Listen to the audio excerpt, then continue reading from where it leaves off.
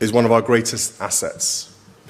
It is a lesson I learned from a young age from my father and my grandfather, both committed naturalists in their own right, and also from my much-missed grandmother, who cared so much for the natural world. William now carries titles that once defined his father's identity, stepping into a role shaped by duty, history, and expectation. But behind the ceremonial language and public composure, something far more fragile is unfolding. A king, despite the weight of his crown, is reportedly asking his own son for something deeply personal: mercy. Not for himself, but for the woman who has stood beside him through decades of scrutiny and controversy. This is not a formal request made in council chambers or drafted in official letters. It is something quieter, more human, a plea rooted in fear, because the future of the monarchy may not simply be about succession, but about what is preserved and what is quietly erased. To understand the tension, you have to look backward, not at headlines, but at memory. A young boy watching his parents' marriage fracture, a teenager processing loss on a global stage, and a man who has learned to carry those experiences without ever fully setting them down. Time has passed, public opinion has softened, and roles have been redefined. Yet history has a way of lingering beneath the surface. It shapes perception, influences decisions, and quietly fuels emotions that are rarely spoken aloud. What appears as calm diplomacy on the outside may, in reality, be restraint, carefully maintained, but never entirely effortless. And so, what we see today is not sudden conflict, but the continuation of something unresolved. The first visible shifts are never loud. They don't arrive with announcements or declarations. They come through decisions, small, deliberate, and difficult to question on the surface. A restructuring here, a removal there, each one explained as practical, even necessary. But patterns tell their own story. What might seem like routine change begins to resemble something more intentional, a recalibration of influence, a quiet redrawing of boundaries. And for those watching closely, it raises an uncomfortable question. Are these merely administrative choices, or the early signs of a larger transformation? Because in institutions built on tradition, even subtle moves can carry significant meaning. At the heart of the tension lies something fundamental: two different ways of seeing duty. One shaped by lifelong commitment, the belief that purpose is inseparable from responsibility. The other guided by pragmatism, by the idea that preservation sometimes requires restraint. This difference becomes most visible in moments of vulnerability, when strength is no longer just about endurance, but about knowing when to step back. And in those moments, disagreement is no longer theoretical. It becomes immediate, unavoidable. What one sees as dedication, another may see as risk. What one believes is necessary, another questions entirely. And somewhere in between stands a family, navigating not just roles, but deeply personal convictions. The future, as it stands, is undefined. Titles may be predetermined, but influence is not. Roles can shift, responsibilities can evolve, and presence itself can be reshaped depending on who holds authority. There are questions that remain unanswered. Where will she stand when the transition comes? What place will she hold in a structure that is already beginning to change? And perhaps most importantly, will personal history give way to duty, or will it quietly dictate what happens next? In the end, this is not just a story about power. It is about legacy, memory, and the choices that define both. Because when the crown changes hands, it is not only the future that is decided, but the past that is either honored or left behind.